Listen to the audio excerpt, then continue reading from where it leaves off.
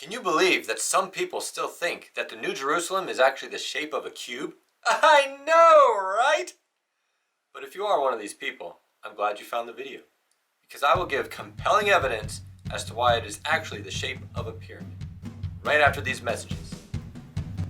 I may never march in the infantry, but my feet are firm with the gospel of peace and the sword of the Spirit at my right hand. I may never ride in the cavalry, but the belt of truth and the breastplate of righteousness are my defense and security. I may never shoot the artillery, but I will take up the shield of faith and extinguish the deceiving darts of the devil. And I may never fly over the enemy, but my mind is protected by the helmet of salvation. We are the Lord's army. Hello, and thanks for watching the Godly Rebels channel. I am JD. And in this video, I will give my 3 main reasons why I believe the New Jerusalem is actually the shape of a pyramid instead of a cube. I will also give reasons why I think it is much smaller than what many people are saying, because 1,500 miles out into space is just way too huge.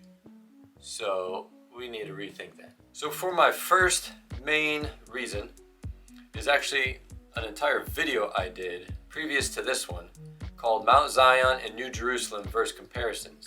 And in that video I give many verses that compare Mount Zion in the Old Testament with the New Jerusalem in the New Testament, and how they are very similar, almost word for word comparisons. So I believe they're the same. And if you think about it, Mount Zion is a mountain, and that's the shape of a pyramid. So if Mount Zion is a pyramid, then the New Jerusalem, therefore, ergo, is also going to be a mountain or a pyramid. So we are going to be doing a lot of reading. I'll put them on the screen, so get out your reading glasses if you need those. But I'd like to start with Psalm 48. Great is the Lord, and greatly to be praised, in the city of our God, in his holy mountain. Beautiful in elevation, the joy of the whole earth, is Mount Zion on the sides of the north, the city of the great King. So there's the mention of Mount Zion and that it is the city of God. Now I'd like to take you to Hebrews chapter 12, verse 22. But you have come to Mount Zion and the city of the living God, the heavenly Jerusalem, to an innumerable company of angels. There it is again, Mount Zion, city of the living God, heavenly Jerusalem. Boom. Now just as a quick side note, that verse 22 starts with the word but. So if we go back to verses 18 through 21, we'll find out the contrast there. Verses 18 through 21 are actually talking about Mount Sinai. And like in the last video I did, I mentioned that Mount Sinai was a temporary dwelling place for God, and it was a picture of the tabernacle. But because man had sinned, he couldn't stay there forever. So it's actually a contrast. You have not come to Mount Sinai, but you have come to Mount Zion, the city of the living God. So there's the temporary dwelling place versus the permanent dwelling place where God will stay forever. And here's another cool verse that talks about God dwelling in Mount Zion. It's found in Psalm 132, verses 13 and 14. For the Lord has chosen Zion. He has desired it for his dwelling place. This is my resting place forever. Here I will dwell, for I have desired it. And there are many more verses that talk about God dwelling forever in Mount Zion, but I don't have time for that in this video. So I'd like to move on to some characteristics of the city and see if we have any comparisons for those. The first characteristic I'm going to talk about is the gates. So first I'm going to read from Revelation 21 about the gates. Verse 12. Also she had a great and high wall with 12 gates, and 12 angels at each gate, and names written on them, which are the names of the 12 tribes of the children of Israel. 3 gates on the east, 3 gates on the north, 3 gates on the south, and 3 gates on the west. Now, do we have any verses in the Old Testament that talk about gates for the New Jerusalem or for Mount Zion? I think you guessed it. Let's go to Ezekiel chapter 48, verses 30 and down. But I'm actually going to only read segments of it, but I'll post it on the video there so you can see. The gates of the city shall be named after the tribes of Israel. 3 gates northward.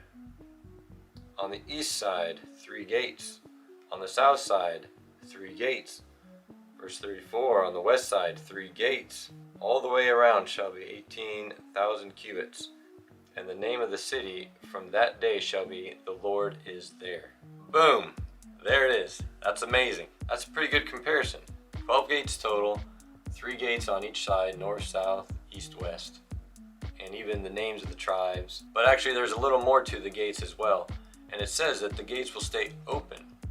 So again, I'll read from Revelation and I'll read from Isaiah. Its gates shall not be shut at all by day. There shall be no night there, which is the same thing as staying open forever. Verse 26, and they shall bring the glory and honor of the nations into it. Now from Isaiah chapter 60, verse 11, therefore your gates shall be open continually. They shall not be shut day or night, that men may bring to you the wealth of the Gentiles and the kings in procession.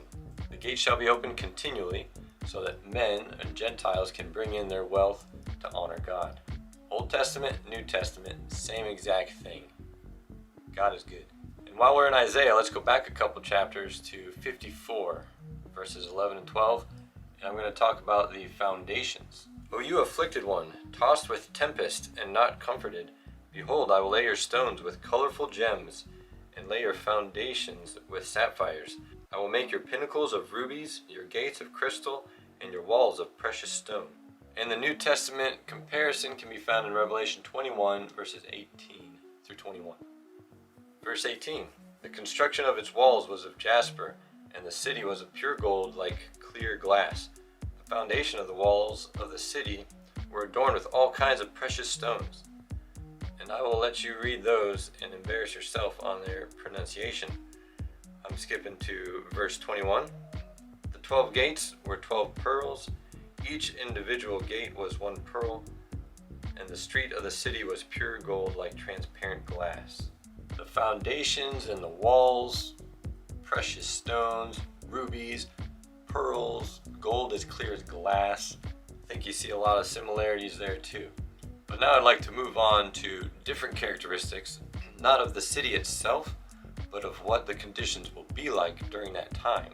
Conditions for the people who are living there. There are a lot of verses that talk about being no more tears, no more crying, no more sorrow. The first one I'd like to show you is Isaiah 25. So just for a little bit of context, verses 6 and 7 talk about on this mountain, meaning Mount Zion or the New Jerusalem.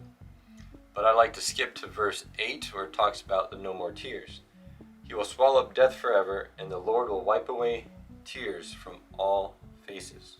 Feel free to go back and read the entirety of these chapters. In fact, I encourage you to. There's much more that is there that I'm just keeping short for the sake of the video. Quickly, another verse that talks about no more tears is found in Isaiah 65, verse 19. I will rejoice in Jerusalem and joy in my people. The voice of weeping shall no longer be heard in her, nor the voice of crying. Another is found in Jeremiah chapter 31, verse 12. Therefore they shall come and sing in the height of Zion, streaming to the goodness of the Lord. For wheat and new wine and oil, for the young of the flock and the herd, their souls shall be like well-watered garden, and they shall sorrow no more at all. And finally, the New Testament counterpart found in Revelation 21, verse 4, that probably we are most familiar with and we love to quote. And God will wipe away every tear from their eye. There shall be no more death, nor sorrow, nor crying. There shall be no more pain, for the former things have passed away. And along with no more tears, there will be no more hunger or thirst. Let's go to Isaiah chapter 49. They shall neither hunger nor thirst, neither heat nor sun shall strike them. For he who has mercy on them will lead them, even by the springs of water he will guide them. Another quick verse in the beginning of Isaiah, chapter 4, verse 6. And there will be a tabernacle for shade in the daytime from the heat, for a place of refuge, and for the shelter from storm and rain. Now again, going back to Revelation, let's go to chapter 7, verses 16 and 17. They shall neither hunger any more, nor thirst any more. The sun shall not strike them, nor any heat. For the Lamb who is in the midst of the throne will shepherd them and lead them to living fountains of water, and God will wipe away every tear from their eyes. There's another no more tears bonus verse right there. But also, no heat will strike them, plenty of shade. God will shepherd them to fountains of living water. It's amazing, the comparison. Now there will also be no more death. I already read Revelation chapter 21 verse 4, but here it is again really quickly. And God will wipe away every tear from their eyes. There will be no more death, nor sorrow, nor crying. And we can find the Old Testament comparison back in Isaiah 25 verse 8, which I also read. But here it is again real quickly on the screen. He will swallow up death forever, and the Lord God will wipe away tears from all faces. It's awesome how things in the Old Testament are found in the New Testament. It's like one confirms the other. You can't have one without the other, but together they complete each other. It's like God planned it that way. So I already mentioned the comparison of the cities and the structure, what it's built out of, and then we talked about the condition of the people and what they're dealing with or not dealing with during that time. But there are also a few verses that deal with the condition of the earth, mainly the sun, and that there is no more need for the sun. Not that there won't be sun, but there won't be any need for the sun. So this first verse is going to sound different and going to confuse you, so I need to get it out of the way and explain it first. It's actually talking about the condition of the earth outside of the city of the New Jerusalem. It's found in Isaiah chapter 30 verse 26, so I'll read that.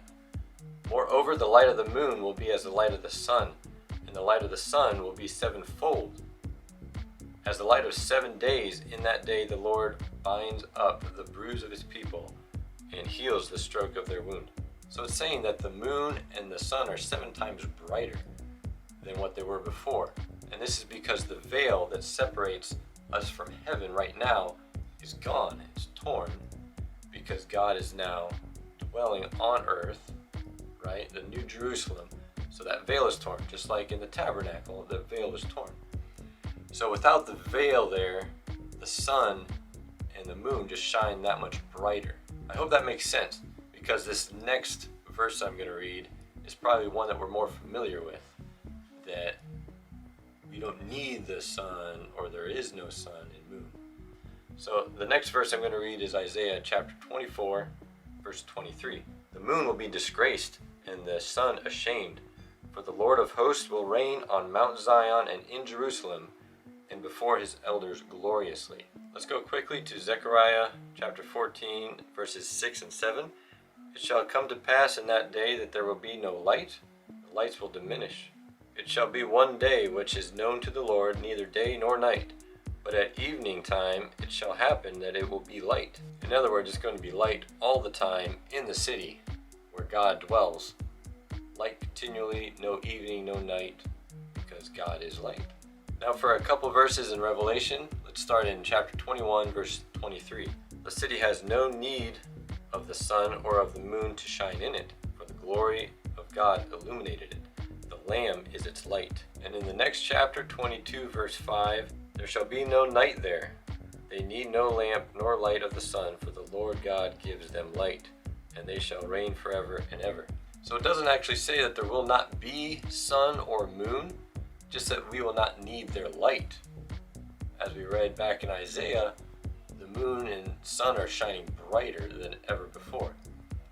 And like I said, it sounds contradictory, but it's not. Because in the city, God is the light and shines so much brighter than the sun and moon that we won't even notice them.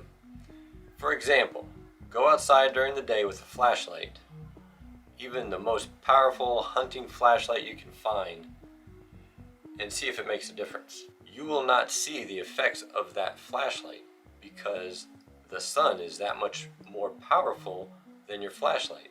It's going to be the same thing with God and the sun.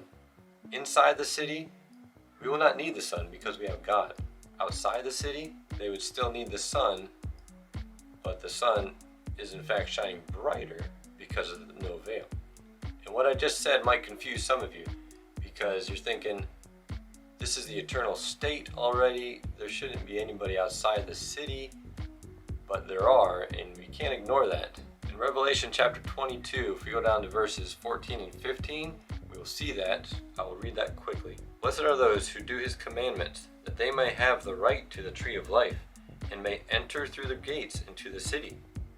But outside are dogs and sorcerers, and sexually immoral, and murderers, and idolaters, and whoever loves and practices lies. Now this is a mystery to some people that haven't really fully studied the New Jerusalem. But don't worry, because I will do a video about that later, coming up, so stay tuned. So quickly in summation, there is a sun, there is a moon, but there is no need for that light inside the city because God and the Lamb are its light. So I really hope you are enlightened, that you enjoy this study, that you learned something new that you hadn't learned or read before in the Bible, either from the Old Testament or from the New Testament. But I think it's just awesome and amazing how God laid out the Bible for us, how the Old Testament and New Testament fit together perfectly and beautifully. Moving on to my second main reason, and that is walls. In Revelation chapter 21, verse 17, we get a description of a wall and how high it is. He, the angel, also measured its wall, 144 cubits by human measurement, which is also an angel's measurement. So in English, 144 cubits is actually over 200 feet, which also translates to 70 meters. So the wall will be over 200 feet tall, or maybe 20 stories, which is pretty big, right? Now my issue with this is, why would you need a wall if the entire side of the cube is a wall, right? Let me see if I have a dry erase board so I can make this easy for you. Okay, so here's the cube.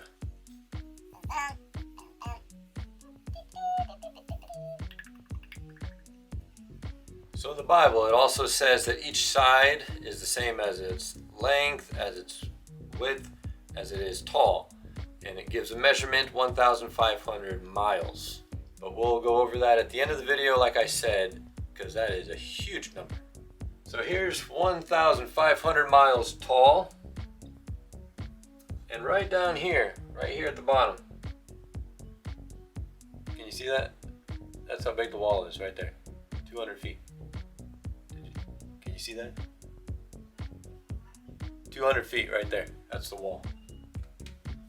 Why do you need a wall that's 200 feet if you've got a wall that's 1,500 miles? Or like I'll explain later in the video, between 200 and 300 miles. Which makes a lot more sense, but still, even if it's 200 and 300 miles tall, what difference is a 200-foot wall gonna do? Now let's think, let me just draw this out for you so you can start to get the picture. If it was a pyramid or a mountain, it makes a lot more sense. Like this, 200. Alright, there's the pyramid, and now here's the wall. It's still a dinky wall, but it makes sense having that wall. You need a wall to protect right here, because it starts out smaller and it gets bigger in the middle. So take it or leave it. It may not be a very strong argument, but why would you need a wall if the entire side is a wall? Next. Now for my third main argument, I call it the copycat conspiracy. And I only believe the conspiracies that are true. So you don't have to worry, take my word for it. This is true. All around the world, from the Far East to the Far West, we have pyramids. They vary slightly in their design, but they are all the same pyramids. Cambodia, Byzantine, Mayans, Aztecs, they all have pyramids. And what else do they have in common? What are these pyramids used for? These pyramids were used to present sacrifices to their gods. And who is at the center of all of these erroneous gods? Satan. Satan wants to set himself up as God. He believes he is better than God. So what is he doing here on earth? He is telling all these different nations that he is God and that they should worship him. So at the top of all these pyramids, that's essentially where he's sitting. They're presenting these sacrifices to him in honor of him, which is just completely false, and I hate saying it. Where do you think Satan gets this idea? From God. There are lots of scriptures where God is seated on a throne on a mountain, and a lot of those are the Mount Zion scriptures that I gave in the previous video. Satan knows what he's doing, he knows what he wants, and he just copies, he imitates it, he distorts the truth, makes it his own, and we have pyramids here on earth. To take this a little bit farther, you take all these pyramids around the world and go back to one single event. Can you guess what it is? The Tower of Babel. All of the nations at that point in history were still all clumped together in the Middle East, and they wanted to build a city up to the heavens. They wanted to be gods themselves. Where did they get that idea? From Satan. And what did this city look like? A pyramid, or a cone, maybe.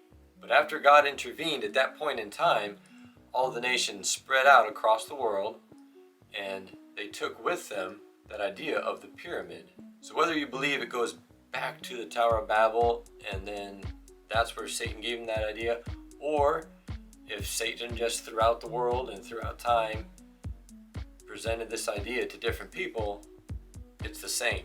Satan is a copycat of the one true God. So if the copycat is a pyramid, then what do you think the original is? Whoa. A pyramid. Done. Well, I hope all that makes sense and you can follow along pretty well. Well, let me give you one more verse, Revelation 21, verse 16, which is the verse right before that wall verse that I gave you earlier. The city lies foursquare. Its length is the same as its width. And he measured the city with his rod, 12,000 stadia, or furlongs. Its length and width and height are equal. That last part where it says its length, its width, and its height are equal is the only verse that supports a cube. Because a cube has the same length, has the same width, and has the same height. So people just get stuck in that mindset that it's a cube, because that's the only explanation, but it's not the only explanation. I spoke too soon. There is in fact one more explanation, and that is it's a pyramid. The pyramid has the same base as a cube. It's foursquare, and then its height can be the exact same as well. It doesn't need to go out to the sides. It can go up to the middle, and in the middle that height is going to be the same as its sides. Easy. Those are really the only two shapes that it can be. But like I said before, there's so much more evidence that it is a pyramid than a cube. One verse for a cube, but maybe hundreds for a pyramid.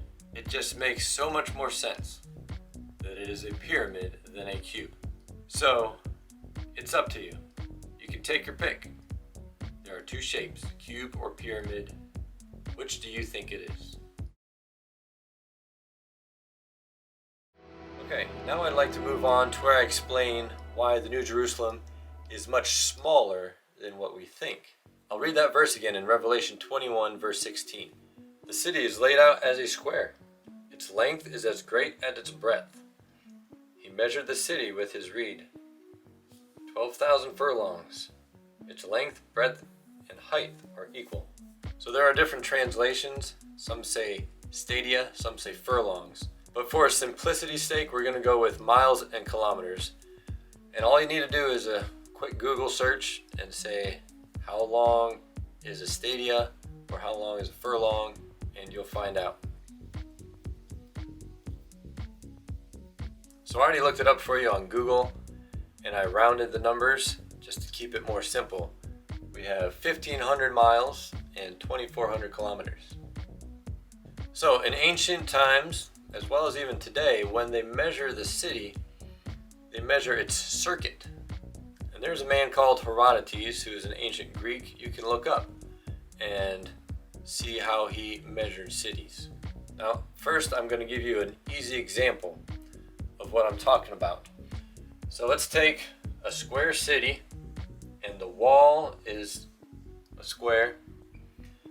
So if I said that the walls of the city were 400 miles, would I mean that each wall is 400 miles?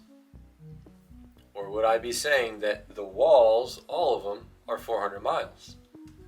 What I mean is each wall is 100. But the circuit of the wall is 400. 100 plus 100 plus 100 plus 100 equals 400. So if I say the walls of the city are 400 miles, I don't mean 400 on one side, 400 on the other. I mean 100 on each side. So do you see where I'm going with this? Now, instead of 1,500 miles for just one side, because that's half of America, people, which is okay. God can make as big a city as he wants.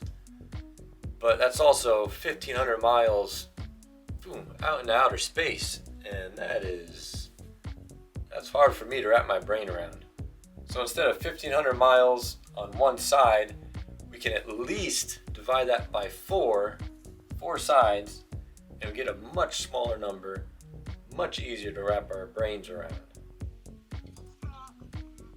375 miles.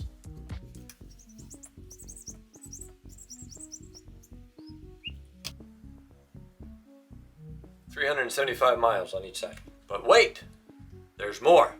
We have a shape of a square, but what we need is a shape of a pyramid. So let's make this 3D. So making that 3D.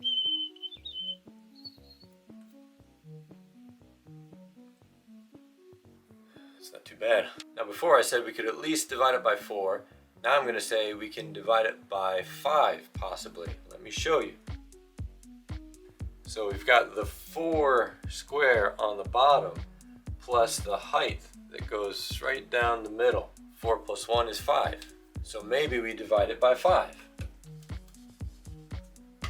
And we get 300. I can do that one in my head. But wait! But let me present one more possibility, which I think is the most likely. Because you count the size of a pyramid. You have the 4 on the bottom, and then you have the 4 sides that go up to the top. The 4 edges, if you will. 4 plus 4 is 8.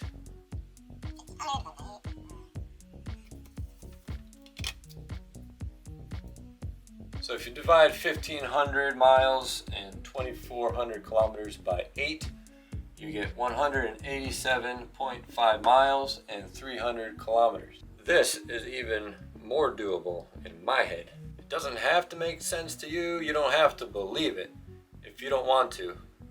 But I think these numbers are much more easy to wrap my head around as far as the height anyway.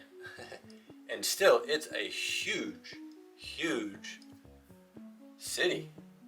We're talking 200 miles, 300 kilometers. That's big. So if you had a city that went from New York City down to Washington, D.C., over to Pittsburgh, and then up somewhere along the Pennsylvania-New York border, and you made a square like that, and everything in between was city, that would still be huge, and it would still fit a lot of people. Now, imagine going 3-dimensional. It's still huge. Now, there's still a lot of mystery as to what the New Jerusalem is going to look like. Is it going to be all buildings? Or is there going to be land in between these buildings? Are we going to be more spread out? We don't know. There's still a lot of mystery, but still presenting the New Jerusalem like a pyramid. And even with these smaller numbers, it's still very possible that there's plenty of room for all the believers from all time to fit in there. One last thing I forgot to do was to explain the height. And this is what I needed an old math teacher to help me with. I called him up over this weekend and he was very generous. So there are 3 different height possibilities. One going from the top straight to the bottom in the middle. Yeah, that could be, let's just say 200 miles. Another possibility is going up the middle of one of the faces to the top. That could be 200 miles. And the last one, of course, is the edge right here. That is 200 miles. So this would actually be the biggest, 200. If the face is 200 miles, then the height goes a little bit lower. And then if the edge of the pyramid is 200 miles, then the height drops even a little bit more. And to save your head from hurting like crazy, I already did the math. And I'm gonna go with this one right here, the side being 200. Well, actually I did 187.5. It ends up being roughly 133 miles high.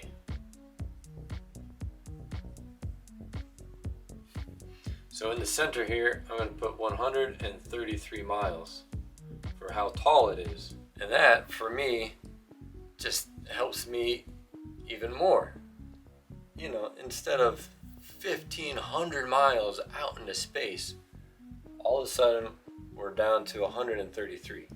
Now to put that in comparison, Mount Everest, the tallest mountain in the world, is over 8 miles tall. And this is still 16 times greater than Mount Everest. Still huge. So I'm no scientist, but I looked up the different levels of atmosphere and how many miles and kilometers they are in between. This next part I did in kilometers because that is what the whole world goes by, apart from America. Get on board, America. And this height here, 213, actually falls in the thermosphere. The thermosphere is 80 to 700 kilometers. So actually, that's on the lower end of the thermosphere. And beyond the thermosphere is the exosphere.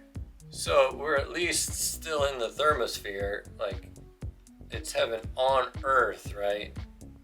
And literally, if we're going with these huge numbers, it's not heaven on earth. It's heaven in space, man. And to put this into comparison a little more, the International Space Station hovers between 330 kilometers and 410 kilometers. So if we take this bigger number of 300 kilometers, that's right where the International Space Station is. That would be the top of it. If we take this lower number of 213 kilometers high, then it's obviously a little bit lower. But actually, the Aurora Borealis, what we see, those lights in the sky, the northern lights, that would happen right around this level, around 200 kilometers, anywhere in between there. I mean, just think of that. Isn't that kind of a cool picture? If we look up to the sky and where we see the Aurora Borealis is actually, boom, that's where we're going to see God on his throne. To me, that's a pretty cool picture. What do you think? You don't have to agree with me. You could also be wrong. So those are your 2 options. But seriously, I'd like to hear your thoughts on this. Does it make more sense having these smaller numbers than these bigger numbers? Does what I said about a circuit and the numbers being applied to the circuit, dividing by 4, does that make sense to you? I'd love to hear your comments. Please give me some feedback. I'd like to hear what you have to say. Really, what we should all be doing is diving into the Bible ourselves. So I encourage you again, get in the Word. Study these scriptures out for yourself. Put on the full armor of God every day. And God bless.